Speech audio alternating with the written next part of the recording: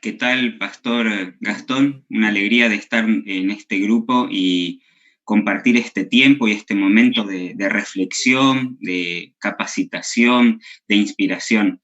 Yo estaba pensando que no había mejor introducción para el tema que me toca presentar, que me han pedido, que es la evaluación del crecimiento de la Iglesia con el capítulo que el Pastor Kairos estuvo presentando, porque ahí nos muestra que la Iglesia es mucho más que un grupo de personas que se reúnen en un templo. Son personas que reflejan el carácter de Cristo y que el Señor las reconocerá como su pueblo cuando Él venga en la segunda venida. Entonces el desafío al cual nos enfrentamos es mucho mayor. Hace un tiempo atrás tuve acceso a este libro que se titula Descubra dónde está usted. Es presentado por un pastor evangélico, Bill Hybels, de la iglesia de la comunidad Willow Creek. Y él en este libro presenta el resultado de un estudio que hizo de su iglesia. Su iglesia tiene miles de miembros, y entonces él en este libro se pone a pensar en la encuesta, casi diría como mirando Nabucodonosor todo el reino, diciendo qué grande que está mi iglesia, cómo se ha desarrollado, y hace una encuesta. Y en esa encuesta se da cuenta de que en realidad las cosas que él estaba haciendo para crecer la iglesia, en realidad no era el verdadero crecimiento, y le hizo replantear muchas cosas. Pregunto, ¿no será que eso también nos puede estar pasando? De que consideramos el crecimiento de la iglesia de una manera cuando en realidad es de otra. Lo que quisiéramos hacer a continuación es mostrarles unas diapositivas que son un resumen de un tema que hace un tiempo atrás estuve investigando, que tiene que ver en cómo evaluar el crecimiento de la iglesia. Se trata de principios y parámetros para la evaluación del crecimiento de la iglesia en Hechos de los Apóstoles. Hay muchas y divergentes metodologías para evaluar el crecimiento de la iglesia. Hablo en el cristianismo en general. Hay algunos que miden el crecimiento de la iglesia por su crecimiento anual, ya sea por la asistencia, por la membresía, ingreso, por una membresía compuesta, siendo como un promedio. Hay inclusive una página en internet, adherence.com, que evalúa cómo va creciendo la iglesia a nivel mundial. Hay otras personas que dicen, bueno, en realidad como es tan complejo no podemos basar en números, sino que utilizan factores a través de auditorías. Algunos han escuchado acerca de los 8 crecimientos de iglesia que presenta Schwartz o las proporciones de Arndt. Otros toman principios bíblicos como Rick Warren o Hemphill a partir de los hechos. Y otros que simplemente dicen, bueno, hay un concepto general del modelo bíblico y es más bien conceptual el crecimiento de la iglesia. Y si uno puede repasar cómo la iglesia ha evaluado su crecimiento a lo largo de los años, uno puede ver desde 1900 hasta 2000 los congresos han cambiado grandemente el énfasis de las cosas que evalúan. En 1900 el énfasis era ver cuántos ministros había, cuántos ministros licenciados misioneros, cuántas iglesias y cuánta membresía. Y hacia el 2000 se ha invertido, donde la prioridad es ver cuántos miembros hay, cuántos bautismos, cuántas iglesias y cuántas instituciones. Este concepto tan divergente de pasar de ministros a membresía, y es todo un proceso que se puede ver a lo largo de los años, a nosotros nos debería formular varias preguntas. Y si lo que llamo crecimiento de iglesia en realidad no es el cumplimiento de la misión. Yo lo que quisiera al compartir esto es, más que hacer una exposición, es invitarte a ir pensando, ya que seas pastor, líder de iglesia, miembro de iglesia, que estás mirando esta presentación, este tiempo, es reflexionar acerca de qué manera esto me puede afectar en el rol que me toca cumplir en la iglesia. ¿Qué consecuencias habría de creer que estamos creciendo cuando en realidad no crecemos? Y si quisiéramos evaluar bíblicamente la misión de la iglesia, ¿cómo deberíamos hacerlo? Bueno, y ahí es donde entra nuestro tema, Y uno se puede preguntar, ¿otra vez un estudio de crecimiento de iglesia en Hechos de los Apóstoles? Y sí, porque lo que he visto que se estudia mucho acerca del crecimiento, pero no acerca de cómo se evalúa el crecimiento. ¿Y eso podría servirnos hoy? Creo que sí. He visto que en Hechos hay 39 evaluaciones del crecimiento. Un grupo de ellas son evaluaciones explícitas, donde definidamente hay una intención de evaluación por las palabras, los términos, las expresiones, y hay otro grupo que son evaluaciones implícitas, donde hay conversiones, donde hay diferentes situaciones que en el trasfondo son una evaluación. Estas las he clasificado de esta manera como aparecen aquí. Las evaluaciones explícitas pueden ser los informes, que son expresiones numéricas, los sumarios, que son resúmenes, como aquel de Hechos 6, versículo 7, donde dice la palabra de Dios crecía y el número de los discípulos se multiplicaba. Y las evaluaciones implícitas podrían ser todas las conversiones que aparecen. Allí están los números de la cantidad que figuran, las confirmaciones, que son los relatos de las giras de los apóstoles para ver cómo estaban los discípulos y las asambleas. Bien, esto en general nos está llevando a evaluar lo siguiente. ¿Cuáles son los principios de evaluación del crecimiento de iglesia en Hechos? El principio es una forma de evaluar que se ve se puede aplicar en cualquier circunstancia, que se aplicaba para la época de Hechos, para la época de Medioevo, para nuestros días, para cualquier iglesia. ¿Por qué evaluar? Hay un principio que habla de esto. ¿Cómo evaluar? Hay principios que hablan de esto. ¿Y para qué evaluar? Hay principios que hablan de esto también. Y para mí el más importante de todos los principios, he reconocido 8 principios de la evaluación del crecimiento de la iglesia, es en la razón de ser. Bíblicamente, en el libro de Hechos, el principio de la adoración es un principio teológico, es el fundamento de la evaluación. La evaluación de la iglesia tiene un propósito, y el propósito es ver la obra que Dios hace a través de su Espíritu Santo en la iglesia.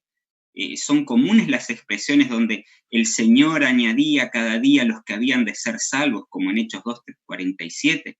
Si ustedes se ponen a pensar en el Concilio de Jerusalén, en el capítulo 15, hay 7 veces en el desarrollo de la historia o del informe que hacen primero el apóstol Pablo, después Pedro que sale a hablar, después de vuelta Pablo y Bernabé y la confirmación de Jacobo, donde dice que contaron todas las cosas que Dios había hecho con ellos.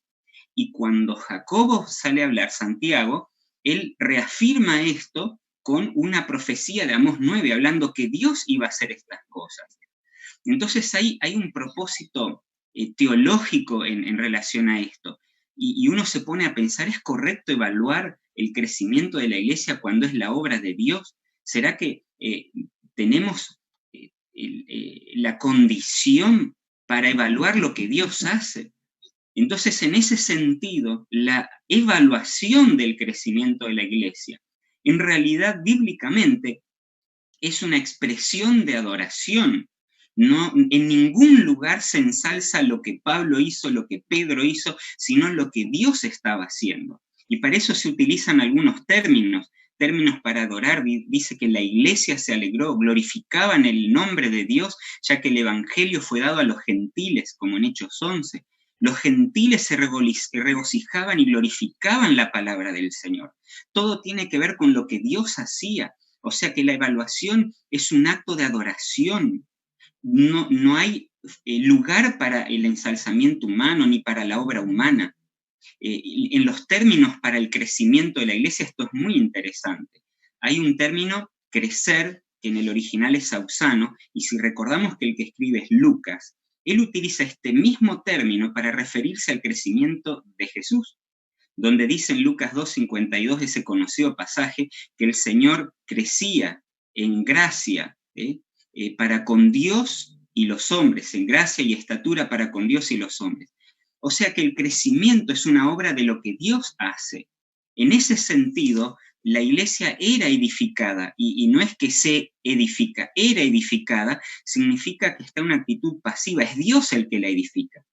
Entonces, para reflexionar, la evaluación debería tener como centro glorificar el nombre de Dios. Me pregunto si es correcto cuando una iglesia crece o cuando hay una persona que lleva varias almas al bautismo, ensalzar el nombre de esa persona o ese pastor o esa institución o esa iglesia, mientras que el nombre debería ser para glorificar a Dios. Otros principios tienen que ver en cómo evaluar. ¿De qué manera podemos evaluar? Y hay uno de los que voy a presentar, en el cual me voy a detener un momentito, los otros solo los voy a mencionar, y tiene que ver con el proceso. La evaluación del crecimiento de la iglesia es un proceso, y esto se contrapone con el evento. No es un evento puntual, sino que es un proceso a través del tiempo. El crecimiento y la evaluación debería ser diacrónica, esto significa a través del tiempo. Los verbos que se utilizan son crecía, multiplicaba, prevalecía. Ustedes saben que en el lenguaje bíblico hay hay varias formas de expresar las palabras. Y una es haciendo notar un periodo de tiempo, que utilizan el verbo imperfecto. Y otra es cuando hablan de un momento puntual, que es el verbo en su tiempo auristo. Cuando habla del crecimiento de la iglesia, comúnmente utiliza este tiempo imperfecto que habla de un periodo, crecía, se multiplicaba, prevalecía.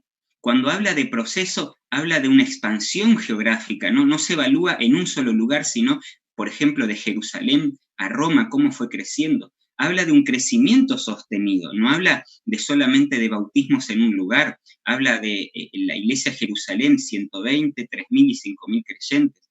Y esto es algo muy interesante, habla de un crecimiento personal que va en un proceso en la vida espiritual de las personas, que era lo que estaba mencionando el pastor Kairos, que creer la palabra de Dios en este capítulo del conflicto de los siglos es mucho más que asentir a la verdad, es vivirla. Entonces, Lucas enfatiza esto, y yo creo que es clave esta forma de vivir a la iglesia y al crecimiento de la iglesia, porque está reflejando también el ministerio de Pablo. Lucas, cuando está escribiendo, refleja su vivencia con Pablo y la vivencia de la iglesia en aquel momento. Entonces él resalta que cuando crecía la iglesia era porque crecía en la doctrina, en el conocimiento, en la vivencia de esa doctrina. Era para él un estilo de vida. No era solamente 3.000 personas que se bautizaban, sino eran 3.000 personas que reflejaban el carácter de Cristo. Vivían en comunión, y dice que era una oración constante y perseverante. Alababan a Dios, tenían solidaridad y testificaban. O sea, que el crecimiento de la iglesia, como lo presenta Lucas, no es un evento puntual, sino que es un proceso en el tiempo. Y a esto se le agrega también la confirmación de la iglesia. Repetidas veces los apóstoles, cuenta Lucas, volvían a ver cómo estaban, o sea, se interesaban no solamente en que las personas creyeran, sino que estaban interesados de que vivan la fe que tenían, y confirmaba a los líderes en cada una de esas visitas.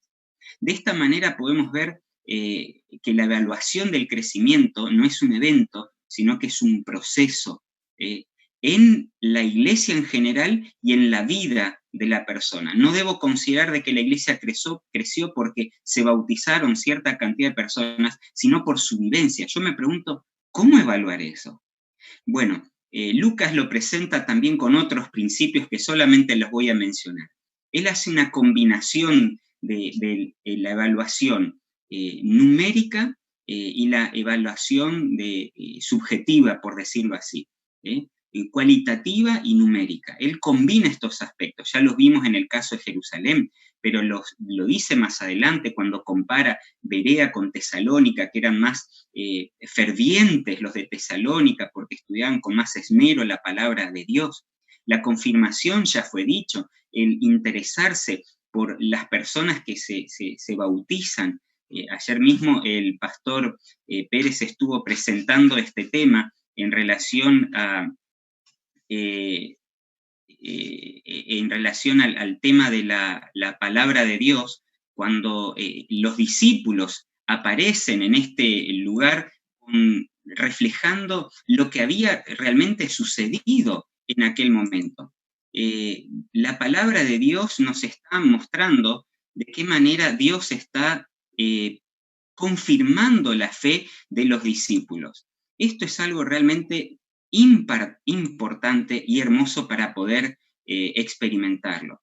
La confirmación, la interacción que había entre los discípulos y los apóstoles, era impresionante. Que la evaluación no tenía que ver con un acceder directamente a la palabra de Dios, no tenía que ver con creer en lo que el apóstol decía, sino que junto el discípulo con la iglesia evaluaban a ver qué era lo que estaba haciendo. El crecimiento de la iglesia se mide a través de la respuesta. ¿Aceptan o no aceptan la palabra de Dios? Y un multifactor de todos estos conceptos. Quiero decir, para Lucas, en el crecimiento de la iglesia, no hay un solo aspecto a tener en cuenta, sino que él ve cómo la iglesia va creciendo en todo su conjunto, geográficamente, espiritualmente, los que están, los que llegan. Y un factor que me pareció realmente importante es para qué crece la iglesia. O sea, para qué evaluar el crecimiento de la iglesia. Y lo unimos con el primer principio de la adoración. Si evaluamos es para adorar y glorificar el nombre de Dios. Ahora, Lucas presenta en el libro de los Hechos que para evaluar la palabra de Dios hay un propósito, y ese propósito es ver qué nos dice el Señor a través de esto. Y hay un principio de paradigma. El paradigma tiene que ver con un cambio de la visión.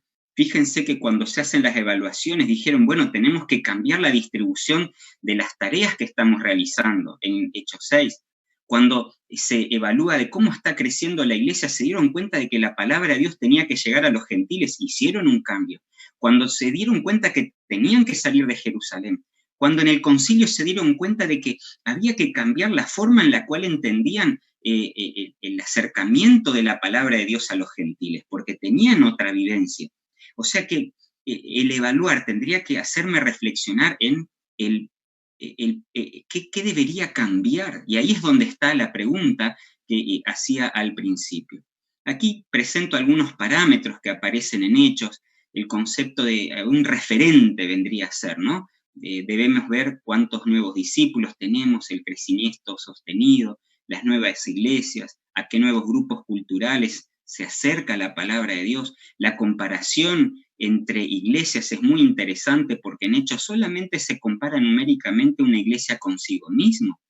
Ustedes no van a ver la iglesia de Jope con la de Antioquía comparando con números, sino simplemente se dice aspectos cualitativos. Fue mejor recibida la palabra o menor recibida la palabra en tal o cual lugar. No corresponde comparar numéricamente una iglesia con otra según los principios de hecho. Ahora, para ir finalizando, ¿cómo poner en práctica estos principios y estos parámetros? Este es un tema realmente un desafío personal al cual te invité desde el principio. Voy a presentar dos ideas que pueden ser un punto de partida, no es la finalización. No deberíamos considerar solamente el aspecto de la cantidad de bautismos, para entender el crecimiento como lo evaluamos en Hechos, como se evalúa en Hechos. Puse aquí algunos de los aspectos que están a nuestro alcance. Primero, diacrónico, a través del tiempo, y después varios aspectos. A ver, orar para salvar es uno de los referentes que tenemos. ¿Por cuántas personas estamos orando? La cantidad de bautismos. La membresía, el sistema GER nos ha permitido ver una proporción más adecuada de, en realidad, cuáles son las personas más involucradas. La asistencia a la iglesia que nos da el informe de escuelas sabáticas, los involucrados a la palabra de Dios, el estudio diario de la Biblia, el crecimiento o el movimiento de diezmos, de ofrendas, de nuevas iglesias. Yo digo, ¿cómo nos traería un referente esto si regularmente nos sentáramos, pastores, líderes, iglesias, y miráramos la estadística, la evolución del proceso y nos preguntáramos, ¿por qué estamos como estamos? ¿Qué cambios Dios nos guía a realizar? Esta es una pregunta fundamental. Y miren esta cita. El verdadero carácter de la Iglesia se mide no por la alta profesión que haga, ni por los nombres asentados en sus libros, sino por lo que están haciendo realmente en beneficio del Maestro, por el número de sus obreros perseverantes y fieles. Esta cita de la Review Herald, que está citada en el Servicio Cristiano, fue escrita en el año 1881. Y Elena de White empieza a hablar acerca de esas iglesias que parecen frías, formales, que tienen una gran asistencia, que tienen un culto hermoso, pero ella se pregunta, ¿eso es el verdadero carácter de la iglesia? En realidad debemos ver cuántos están involucrados cumpliendo la misión, que son obreros perseverantes y fieles. La pregunta es, ¿y cómo hacemos esto? Comparto para finalizar una idea que a mí me sirve en mi ministerio, y está basada en Marcos 4, 26 al 28, que habla de esa parábola de cómo crecía la semilla, y la presento como un reloj que va girando, ¿no? En primer lugar, allí a la derecha, en el primer cuarto, la semilla es plantada, esa semilla Dios la hace crecer, hace un brote, crea una espiga y después al final un grano. ¿Qué les parece? ¿Qué pasaría si empezáramos a mirar el crecimiento de la vida espiritual de las personas también como un proceso? Entonces podríamos considerar en primer lugar al amigo que se acerca a la iglesia, que está estudiando, al asistente que va, que participa, pero que no se compromete. Ahora está también el conectado, que va creciendo en su relación con Cristo y que después se involucra en el cumplimiento de la misión. Si esto le pudiéramos dar una forma en relación al cumplimiento de la iglesia y del programa de la iglesia, veríamos orar para salvar, en el buscar que las personas que están a nuestro alrededor se transformen en amigos de Dios. Buscaríamos la comunión para fortalecer al que se acerca, para que tenga su tiempo de oración, que sea fiel, que busque la palabra de Dios. Buscaríamos en relación el propósito para conectar a las personas unas con otras, para tener un verdadero núcleo de la iglesia. Y veríamos en misión un proceso para desarrollar el discipulado, en que crezcan en un compromiso con Cristo, para pastores, ancianos y líderes, todos abocados a seguir el proceso en la vida de otras personas. Y finalizo con esta diapositiva. ¿Dónde te encontrarías? ¿Qué pasaría si le empezáramos a preguntar a los hermanos? Bueno, ¿dónde estás? ¿Vos sos miembro de iglesia pero vivís como amigo de la iglesia? ¿Vos sos miembro de iglesia pero vivís como un asistente? ¿Estás comprometido? Entonces, ¿qué decisión deberías tomar hoy para crecer en Cristo? ¿En dónde te encontrás? ¿Qué espera Dios de tu vida? ¿De qué manera cambiaría nuestro concepto del crecimiento de la iglesia si lo miráramos en el crecimiento de la persona, del crecimiento espiritual, el desarrollo de que Cristo hace en la vida de las personas? Y aquí podríamos ver cuántos están en cada una de estas áreas y plantearnos de qué manera podemos crecer. Esta en realidad era la última diapositiva. El PowerPoint no me permite leer la primera frase que está arriba por el desarrollo del Zoom, pero dice que Cristo ha dado su espíritu a la iglesia de tal manera que sea la manifestación de sí mismo en su iglesia. Cuando el carácter de Cristo sea perfectamente reproducido en su pueblo, entonces vendrá Él para reclamarlos como suyos. El crecimiento de la iglesia es un desafío sumamente grande, y evaluarlo nos implica o nos demanda a nosotros un concepto mucho mayor de que pensar en bautismo de personas o miembros, sino un crecimiento de la vida espiritual de cada uno de ellos. Dije, esto es un punto de partida, que el Señor nos dé sabiduría para preparar un pueblo que refleje el carácter de Cristo para su pronta venida.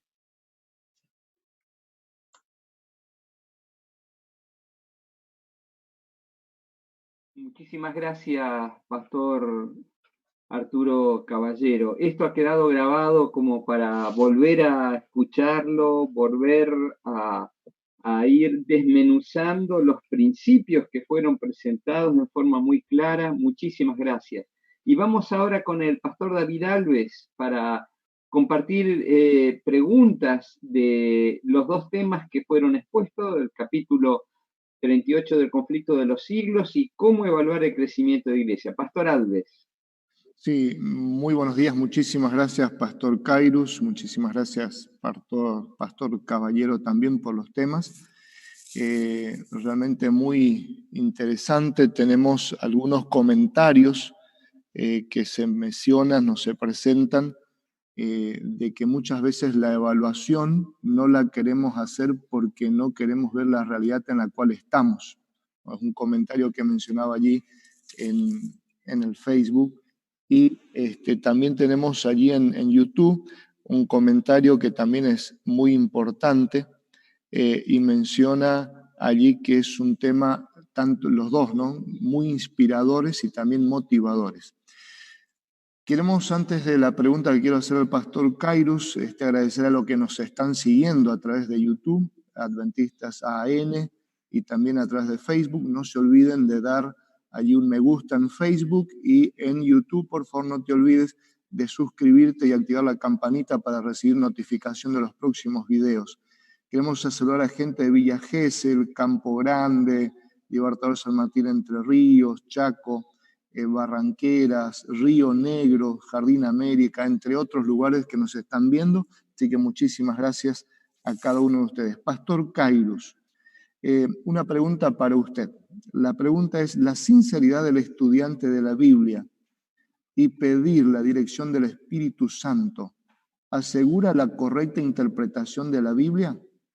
¿No se puede estar sinceramente equivocados? Muy bien, es una pregunta muy interesante. La respuesta simple es: si el estudiante de la Biblia es sincero y pide la dirección del Espíritu Santo, la interpretación se asegura como correcta. Es decir, la respuesta es simple, va en ese sentido. Ahora, la pregunta siguiente: ¿se puede estar sinceramente equivocado? Sí, también. ¿Cómo funciona esto? Bueno, gracias, Pastor Arturo, por el tema, porque nos hace ver un concepto de iglesia que no es solo el individuo. El concepto de una iglesia es el concepto de la suma de individuos. Y entonces, cuando uno forma parte de la iglesia, cuando uno es no solo miembro, sino, me gustó, ¿no es cierto?, la categorización que él hizo con respecto a en qué lugar estamos, ¿no es cierto?, si somos amigos, si simplemente ese es nuestro contacto con la iglesia. Pero aquellos que somos miembros de la iglesia,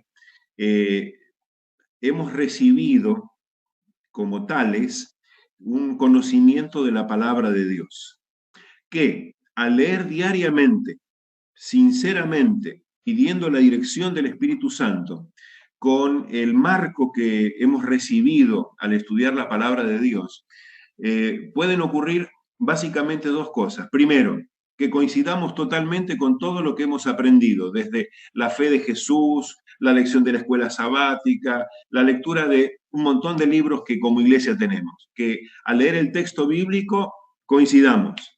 El tema es: ¿qué ocurre cuando cierta lectura de un pasaje me suena distinto a lo que habitualmente he aprendido?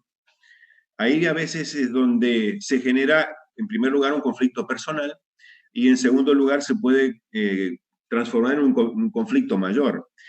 Es ahí donde es necesario la consulta con nuestros hermanos de más experiencia en la fe. No digo más experiencia en cuanto a edad, sino tal vez personas que nosotros respetamos por su conocimiento. Podría en este caso, por ejemplo, ser el pastor, porque uno podría preguntarse: y entonces, bueno, si todos podemos leer la Biblia solos, ¿para qué necesitamos a los pastores?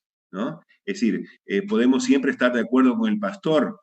Sí, Elena de White, cuando habla de que preferimos a veces, o prefieren algunos, aceptar la palabra de su obispo, su pastor, o su profesor de teología, o su líder espiritual como lo único y lo más importante, dejando a un lado, así dice el Señor.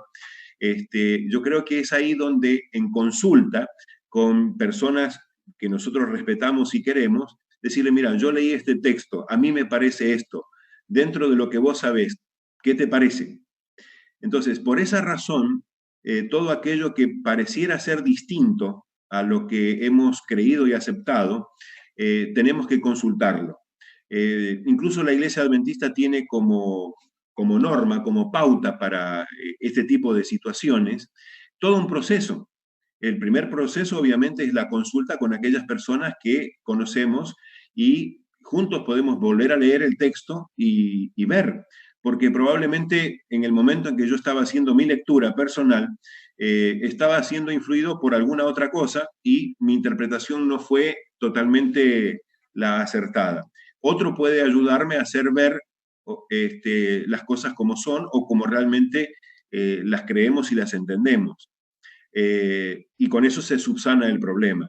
Entonces, todos podemos interpretar. De hecho, hemos a lo largo de la historia visto comunidades, pensando en la isla de Pitcairn, es una isla que prácticamente tenía los principios adventistas, y pensar que eran delincuentes que digamos, como naufragó su barco, se fueron a vivir a esa isla y lo único que había quedado, así digamos, como importante para ellos, para formar una comunidad, fue la Biblia. Y lo más interesante fue que el jefe de la isla lo que hizo fue enseñarle al pueblo la Biblia y estableció una comunidad que uno diría, bueno, era lo más parecido a la Iglesia Adventista del Séptimo Día. Por eso no fue tan difícil para la iglesia llegar allí y establecerse como la iglesia tal vez más importante de la comunidad. Por supuesto, el lector sincero, guiado por el Espíritu Santo, puede interpretar.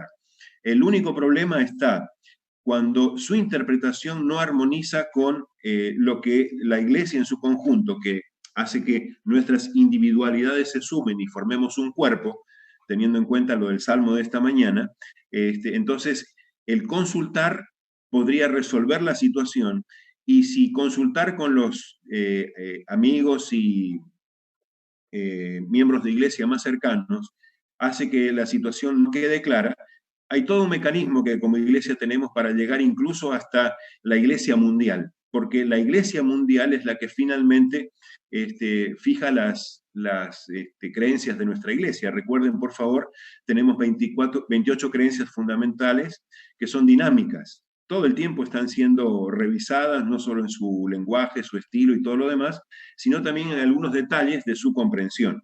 Así que la respuesta siempre es sí. Si la persona sincera está guiada por el Espíritu Santo, va a interpretar correctamente. El único problema es cuando surge alguna discrepancia y bueno, por eso intentamos responder qué hacer. Perfecto, pastor. Muy clara la respuesta.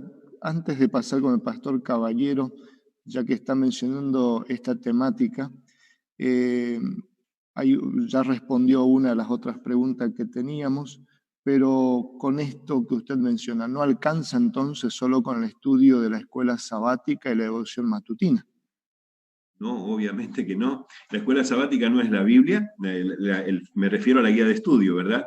No es la Biblia, aunque usamos la Biblia. Las devociones matutinas tampoco son la Biblia. La Biblia, digamos, la Biblia es la Biblia. ¿Sí? Y si tuviéramos acá toda la colección de Elena de White, tampoco diríamos que son la Biblia. Elena White habló acerca de sus escritos como la luz menor para guiarnos a la luz mayor, que es la palabra. Es decir, nuestro libro de texto, y por eso en nuestro voto bautismal se nos pregunta o declaramos, acepto la Biblia como la única regla de fe y práctica para el cristiano. Es decir, solo la Biblia.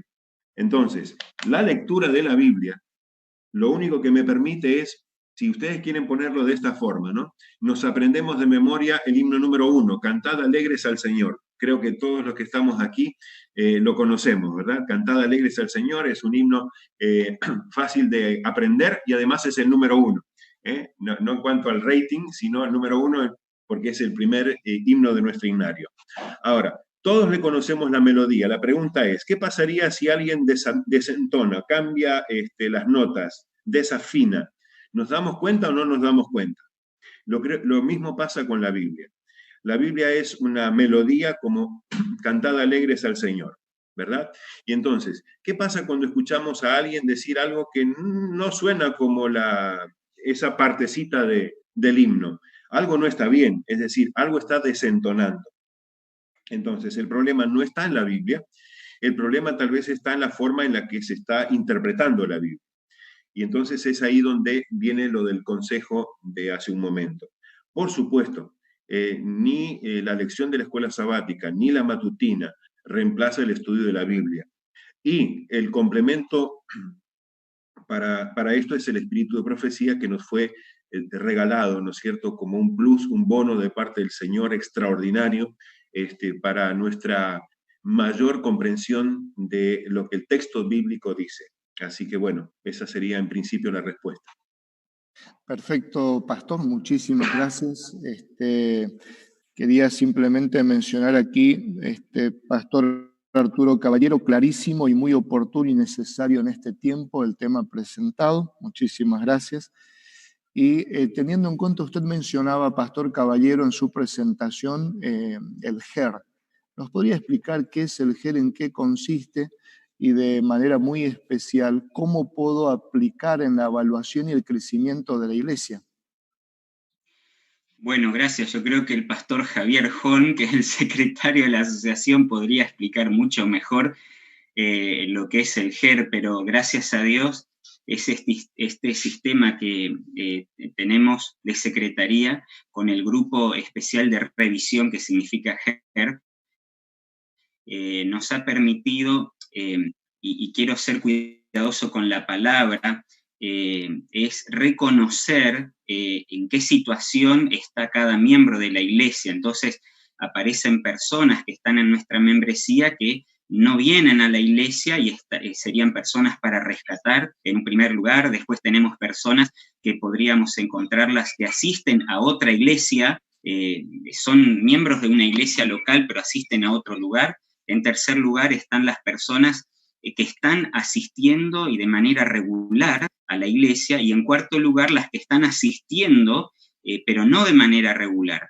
Entonces, teniendo este grupo, los pastores y las secretarias tienen acceso a este sistema, aparece este porcentaje de cómo está distribuida la vivencia de los miembros en la iglesia y nos permite tomar acciones. Entonces decir, bueno, a ver, si tenemos 300 miembros, pero 100 son los que asisten, ¿por qué no asisten los demás?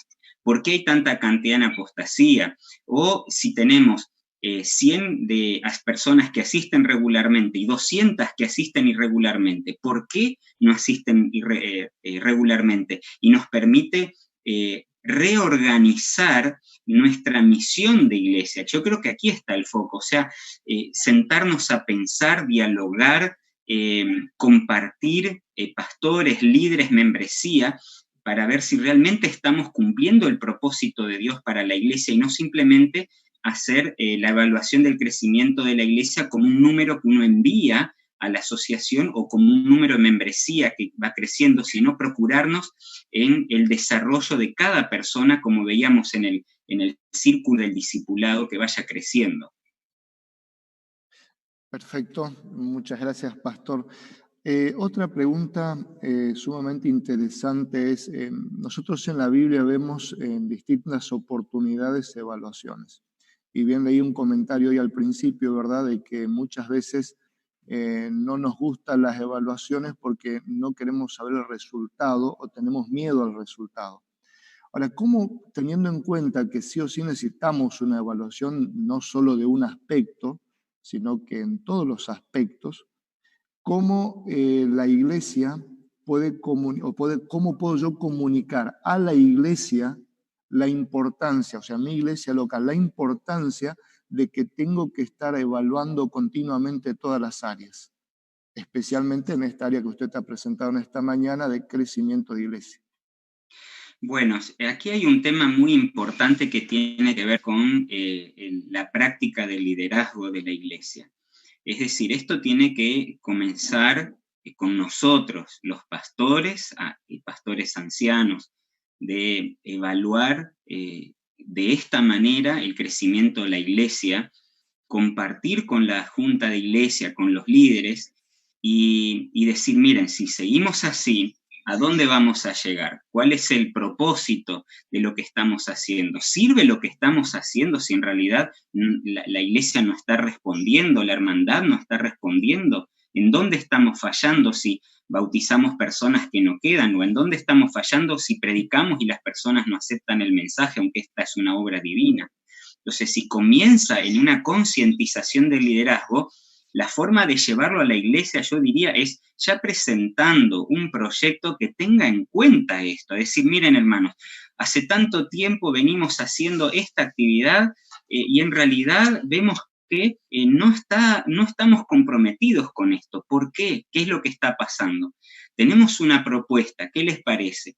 Bueno, eso es en realidad lo que estaba sucediendo en la iglesia primitiva. El Concilio de Jerusalén refleja eso. O sea, veían un problema, los líderes lo charlaron, dijeron, esto tenemos que dialogarlo, se juntaron y reconocieron la obra que Dios estaba haciendo. Yo creo que ahí está un punto muy importante, ¿no? O sea, ahí el pastor Warren dice, un pastor bautista, dice, hay que subirse a la ola que Dios crea.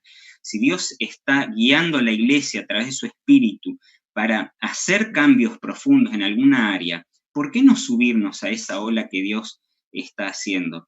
Yo invitaría también a pensar de que podamos tener más asambleas como iglesia dialogando estas cosas. Muchas veces en algunos lugares hasta hay miedo de hacer asambleas porque se consideran como solamente temas de disciplina o administrativos y capaz que se ha llevado a eso. Qué importante sería que la asamblea de la iglesia se reúna para entender el camino que van a llevar, pero eso tiene que venir de una reflexión en oración con los líderes, los pastores, previamente. Tal vez esta sería la respuesta. Muy bien. Quizás, no sé si el pastor Kairus o el pastor Caballero, cualquiera de los dos, el hacer estadística, porque la evaluación implica estadística, necesito saber números, resultados, ver cómo vamos, cómo estamos. Eso implica dejar de trabajar como corresponde como un fiel seguidor de Jesús. O sea, ¿es desvirtuar la idea bíblica? Dejo al pastor Kairus que responda. Yo creo que todo lo contrario, Pastor Alves. Es la mejor forma de trabajar con seriedad, digamos, para llevar adelante el desarrollo y el crecimiento de la iglesia. Por ejemplo, si nosotros lo viéramos esto solo a nivel local, a ver, la célula más pequeña de nuestra iglesia, una clase de escuela sabática, una unidad de acción de la escuela sabática. ¿Qué es lo que espera un maestro de la escuela sabática? Conocer a los alumnos, saber si tienen el folleto de la escuela sabática, la guía de estudios, saber cosas que son esenciales. Si él no hace un estudio, si él no tiene un estudio de eso, lo único que va a hacer cada sábado es dar la lección, como habitualmente se dice, y realmente demostrar que su interés por las personas es un interés limitado. Pero como bien decía hoy el pastor Arturo en el tema de hoy, ¿no? Es decir, nuestra misión está centrada en la salvación de personas. Entonces, si esto está basado en las personas, cuanto más podamos saber de los indicadores espirituales, ¿no es cierto?, de las personas, mucho mejor. ¿Y cómo saberlas sin tener una evaluación? Eso prácticamente es imposible. Y una evaluación nos permite tener a nivel más pequeño, y nivel de iglesia, y nivel de campo, nivel de unión, nivel de iglesia mundial, una información que nos permite saber cómo avanzar, hacia dónde avanzar y qué hacer para que las cosas funcionen mejor. Perfecto, muchísimas gracias. Me gracias. gustaría, perdón, en relación a este asunto, mencionar la vida de Cristo fue una vida de evaluación. ¿Recuerdan ustedes después del milagro de los panes y los peces? Jesús ¿por qué me siguen? Cuando vuelven los 70 de cumplir la misión, le dice, venid aparte y repasar un poco. Y ahí ahí los discípulos contaron lo que hicieron y el Señor Jesús hace una evaluación. Dice, mire, estamos contentos, no, estén contentos por esto, pero no estén contentos por los que los demonios, sino por él. Jesús vivió evaluando. La historia de los edificadores que se pusieron a construir, pero entonces cada momento de la vida, cómo cita a los discípulos hasta las últimas horas en la cena del Señor, evaluando en ellos cuál era su experiencia, de sus expectativas respecto a la misión de Cristo. La vida de Cristo fue una vida de evaluación y la vida comunitaria de la iglesia. Hechos, cuando se plantea el tema recuerdan del tema de las viudas, ahí hacen una evaluación porque el Espíritu Santo, como dijo el pastor Kairos, es el Espíritu Santo el que nos habla, pero el Espíritu Santo no me habla solo cuando yo leo la palabra de Dios. El Espíritu Santo me habla cuando la iglesia me evalúa lo que pienso, lo que yo creo que es verdad.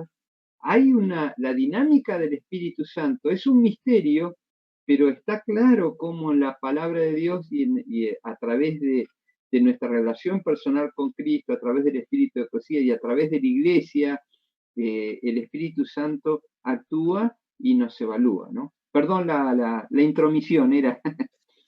No, pastor, muy oportuno, cierto. Pastor Alves, tal vez agregar algo más, sumar a lo que se está mencionando, como el pastor Femo Pase nos llevaba hacia Cristo, me gustaría llevar hacia el Apocalipsis, que bueno, no era el tema de hoy, y ver que el Señor hace una evaluación de la iglesia en Apocalipsis.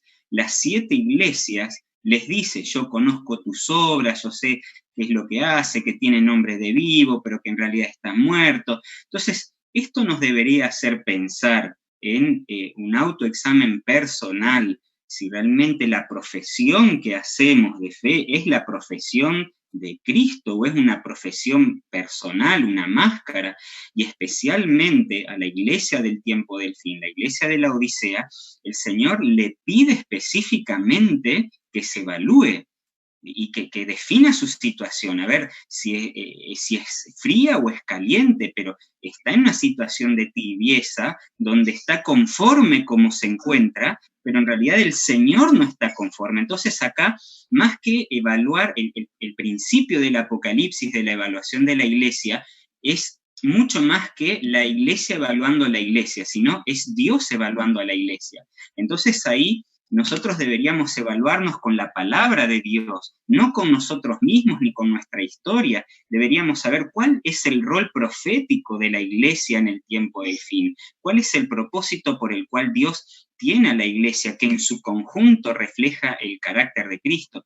Entramos ahí en un tema tan profundo, que llegamos a definir la historia de la humanidad, que el Señor mismo la hace, entre aquellos que realmente reflejan su carácter y le siguen, como siguen al Cordero, y aquellos que siguen al dragón y a la bestia. Entonces, esta evaluación es necesaria y más aún en el tiempo del fin. No sea cosa que creyendo que estamos haciendo iglesia, no estamos haciendo la obra que el remanente debe hacer como iglesia de Dios en el tiempo del fin. Perfecto, muchísimas gracias. Como dice el dicho, más claro, échale agua. Gracias, pastores, por la temática presentada en esta mañana.